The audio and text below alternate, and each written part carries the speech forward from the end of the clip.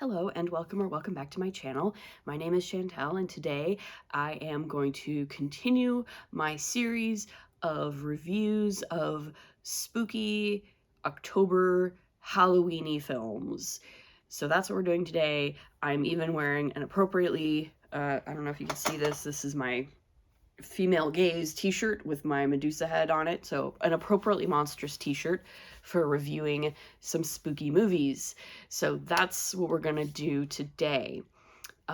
Today, the review I have for you is of The Haunting from 1963, directed by Robert Wise. Much like with Bram Stoker's Dracula, this is a film that I have seen many times and is one of my all-time favorites. And so I'm basically going to be spending the next, 10 or 15 minutes just gushing about how much I love this movie. So buckle in. This film is, of course, an adaptation of Shirley Jackson's novel, The Haunting of Hill House, and it is, in fact, a pretty faithful adaptation. This is definitely the most faithful adaptation that has been committed to film. There's been a few, but this is the most faithful. I will say the screenwriter of this film, Nelson Gidding, and Robert Wise met with Shirley Jackson in pre-production. She was consulted about this film, and sort of a famous anecdote about this film is that Giddings said to Shirley Jackson, to me, I think this is a story about a woman having a nervous breakdown. And Shirley Jackson sort of famously said, it's not, but that's a damn good idea. So that's kind of where we go with this film. So if you're not familiar with the story of The Haunting or The Haunting of Hill House, basically the premise of it is that an anthropologist who is obsessed with, and I apologize, my cat has decided to bomb this video. There's an anthropologist who is basically obsessed with wanting to try and prove that the supernatural actually exists.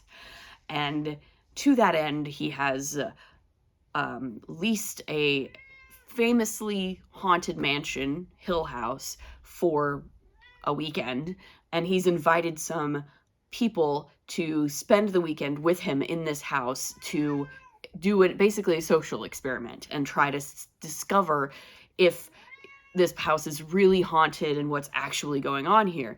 And the people that he invites are all people who have some sort of connection with the supernatural, right? So our two sort of main female characters in this story, Theo and Eleanor. Theo has ESP. She can sort of read people's minds.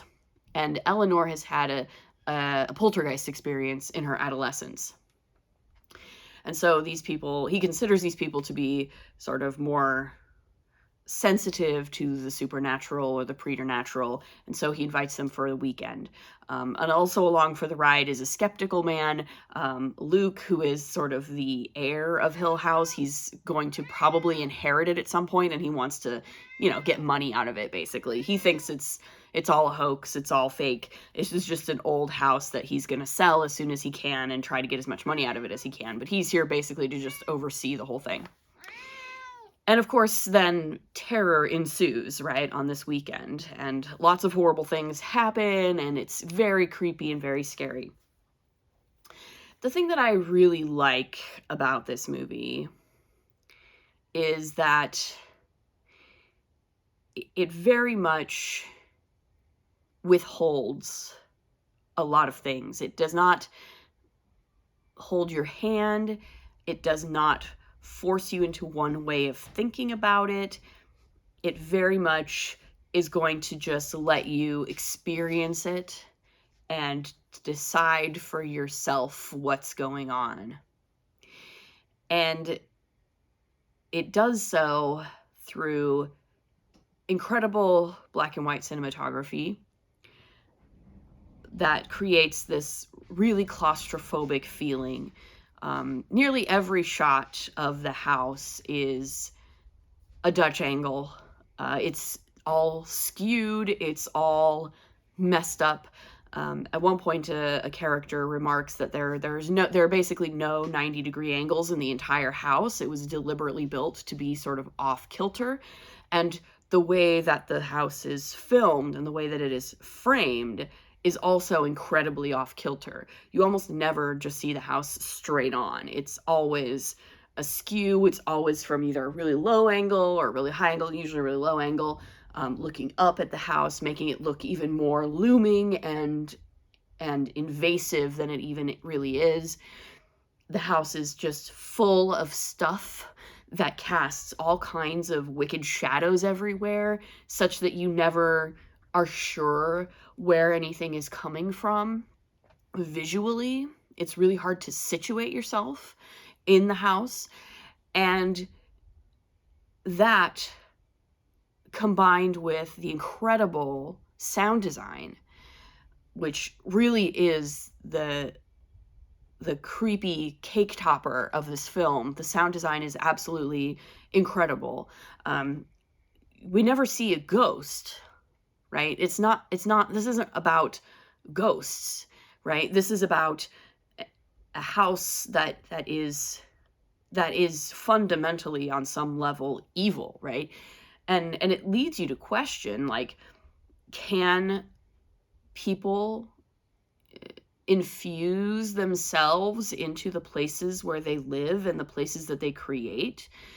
Can that rub off on a place? Can a place have a kind of emotional tone or a kind of psychology of its own? Is it possible? That's the kind of thing that this film leads you to think about as you're watching, and it's really great to watch. Julie Walter is really great as Eleanor.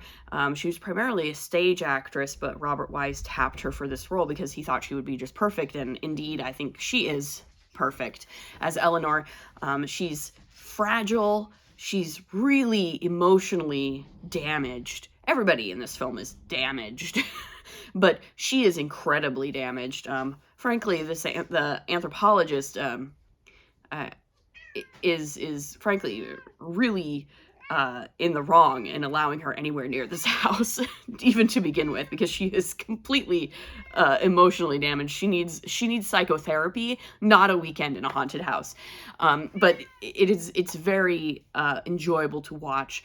And Claire Bloom is Theo, a groundbreaking character in her own right, in that she's a lesbian, and the film sort of really makes no bones about it. It never states it explicitly, of course, because it's 1963, but like, it's pretty clear that that's what's going on with Theo, is that she's a lesbian and possibly having trouble in her relationship, and is considered a kind of a groundbreaking character in that sense.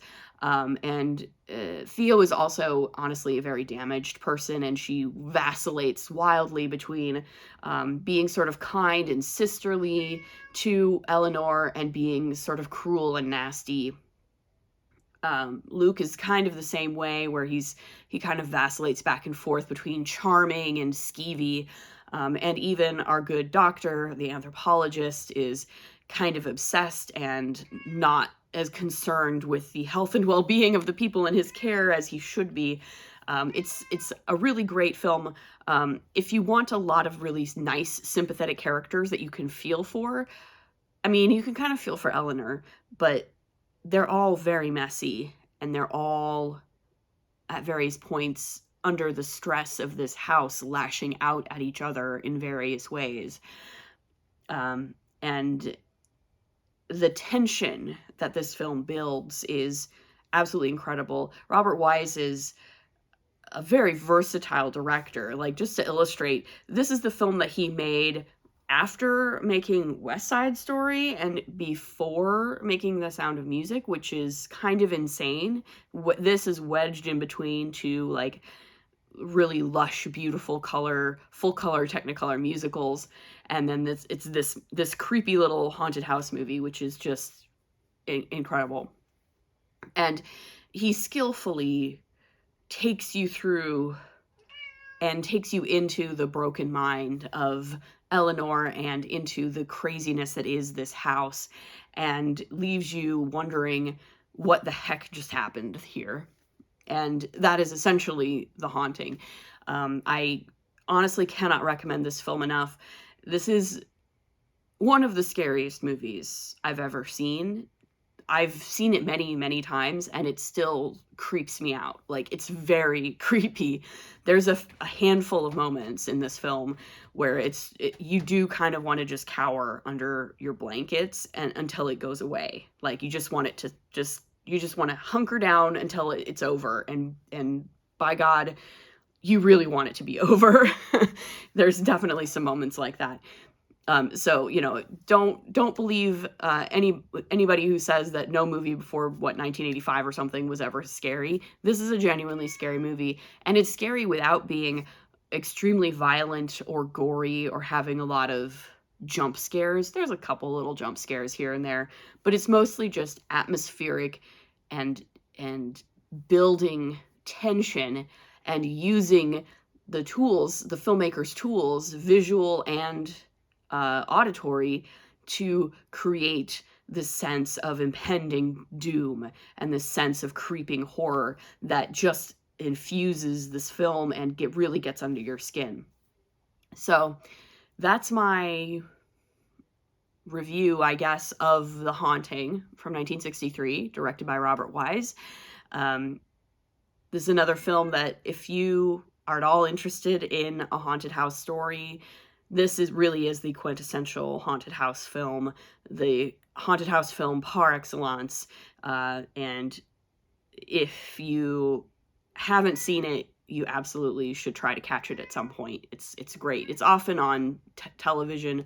It's pretty easy to find on DVD and Blu-ray as well. So yeah, that's my review of The Haunting from 1963 by Robert Wise. And that's what I've got for you this time. I've got a couple more film review videos coming up because I've watched several films at this point. And so you can look forward to that over the course of the next few days. And yeah, that's what we got for you. Let me know in the comments below if you've seen this film, if you like this film, if you have any other great creepy haunted house movie recommendations. Let me know. Like this video if you like it, subscribe if you want to see more, and we'll see you in the next one. Bye.